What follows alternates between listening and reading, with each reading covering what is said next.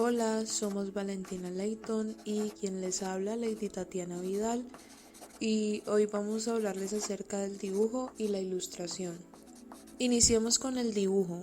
Este se desarrolló junto a otras artes en la antigüedad y la Edad Media. El origen artístico del hombre es casi tan antiguo como la humanidad, pues siempre ha tenido la necesidad de representar, imitar, comunicar y de convertirse en creador. En Occidente, la historia del dibujo como documento artístico independiente se inició a finales del siglo XIV. Sin embargo, que su desarrollo haya sido independiente no quiere decir que los dibujantes se dedicaran solo a ello. Por muchos años se atribuyó el origen de los primeros dibujos al Paleolítico Superior, aproximadamente hace 35.000 años, cuando el Homo sapiens plasmaba sus registros sobre las piedras o paredes rocosas de las cuevas o sobre la piel de los animales que cazaban. Estos pintaban sobre todo animales y escenas de caza, lo que representaba su forma de vida y de supervivencia. Utilizaban los pigmentos que encontraban en la naturaleza y como lienzos las paredes de las cuevas, llegando a aprovechar las hendiduras y desniveles de las mismas para conseguir efectos de volumen. El dibujo era considerado una herramienta muy funcional, pero durante el Renacimiento este empezó a ser tratado como un arte en sí mismo. Giorgio Vasari, un famoso pintor italiano e historiador de arte, sostiene que el dibujo es el padre de todas las bellas artes, afirmación que tiene fuerza considerando que toda expresión artística, ya sea la pintura, escultura, música, danza, literatura y cine, empiezan con un dibujo, boceto, esquema o como se desee describirlo, para luego transformarse en el arte en sí. Algunos de los elementos básicos del dibujo son la línea y el punto, la forma, la luz y sombra, el volumen, la proporción, la perspectiva, la textura y el color. El dibujo se puede clasificar en dibujo artístico, dibujo técnico, dibujo geométrico, dibujo mecánico, dibujo arquitectónico, dibujo animado y dibujo a mano alzada. A continuación, algunas de las obras a destacar. Cueva de Niaus, hace unos 13.000 años, Francia.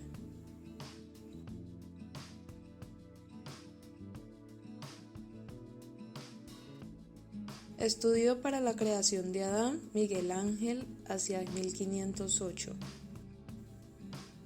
Autorretrato de Leonardo da Vinci. El dibujo en la cultura egipcia.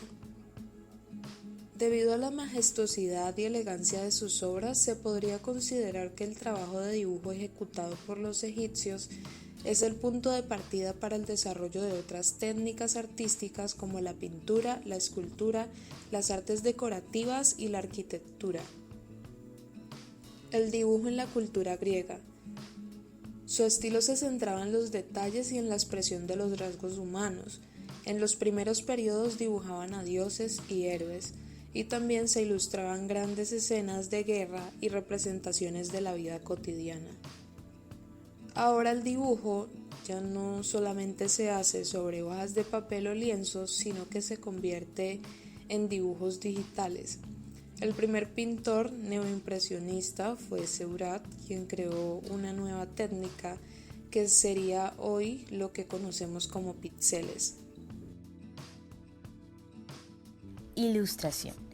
La ilustración podía ser hecha con tinta, óleo, acuarela, entre muchas otras cosas más.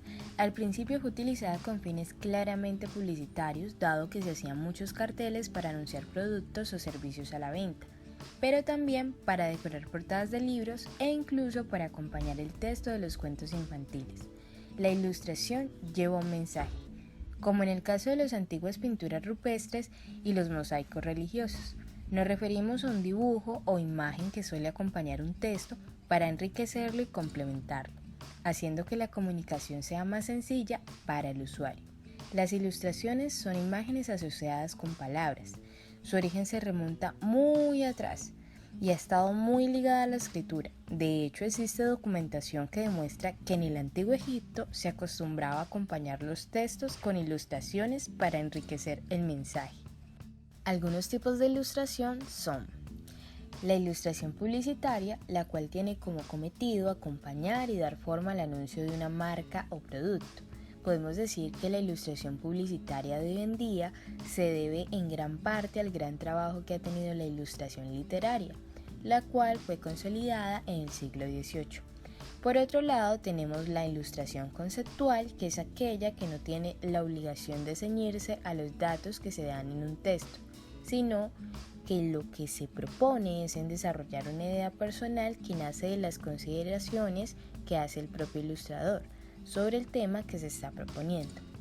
Otra es la ilustración narrativa, que nos muestra una secuencia de sucesos según el guión literario. En este caso debe ajustarse a los contenidos y detalles del texto ilustrado. Y por último tenemos la ilustración decorativa, que es la que acompaña un texto para poder embellecer la página. Normalmente son ilustraciones que suelen enriquecer el diseño gráfico de las publicaciones con diferentes estilos. Entre los exponentes más importantes de la ilustración tenemos a Eugène Delacroix, quien nació en Francia en 1798 y falleció en 1863. Él es creador de una de las obras más icónicas, la cual se llama La cama sin hacer. ¿Acaso hay algo más evocador que una cama sin hacer? No, ¿verdad? Bueno, entre otros tenemos a Gustave Doré, quien nació en Francia en 1832 y falleció en 1883. Sus prodigiosas ilustraciones de fama internacional abarcan libros como la Biblia, la Divina Comedia, El Paraíso Perdido, El Quijote. Y bueno, podemos decir que de Doré fue el ilustrador que mejor plasmó la figura del Quijote. Ya por otro lado tenemos a la gran Beatrice Potter, quien fue una ilustradora de origen inglés y es reconocida en el mundo entero por ser escritora, naturalista e ilustradora de cuentos infantiles. Su personaje más famoso es Peter Rabbit. Sus ilustraciones se distinguen sobre los demás por ser dirigidos 100% para niñas y niños, usando personajes de la naturaleza. Su estética es totalmente femenina y su técnica de dibujo se basa en la acuarela. Por otro lado tenemos a Tom Scan, que pues es un ilustrador más de nuestra época actual. Él nació en los años 70 en la ciudad de Bélgica y se destaca por sus aportaciones en el diseño e ilustración editorial, especializado en ilustrar libros de corte infantil. Y bueno, para adentrarnos un poco más en nuestra casa, en nuestra Univalle, tenemos a un gran exponente que es Andrés Bolaños, uno de los fundadores de Guacala Studio, quienes se destacan en la ilustración digital y en la creación de personajes arriesgados, abstractos y con una magia única. Y bueno, para ir finalizando,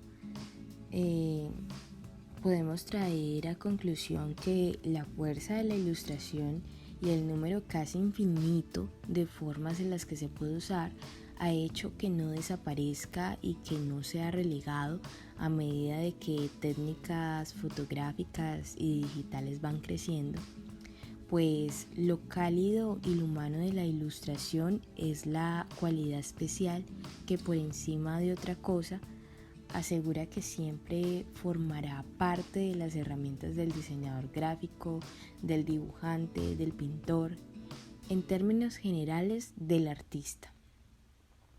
Puede que el origen del dibujo esté en la voluntad de acercarnos a los otros.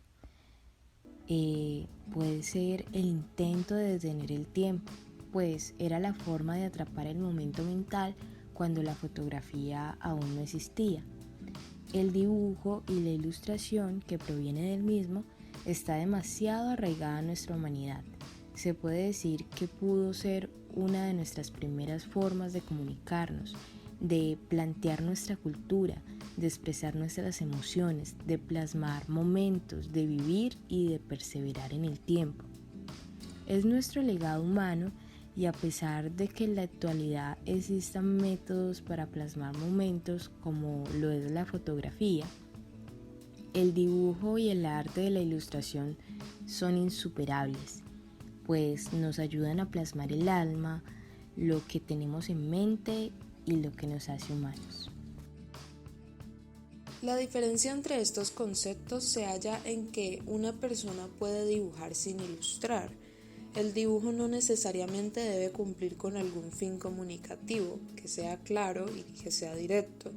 También se puede ilustrar sin dibujar, haciendo uso de otros medios que no provengan del dibujo en sí, por ejemplo, fotografías. Cuando se aprende a dibujar, se nos enseña anatomía, perspectiva, composición, luz y sombra, entre otras cosas, pero en la ilustración se aprende a comunicar, a enviar un mensaje determinado al público utilizando las herramientas propias de la comunicación.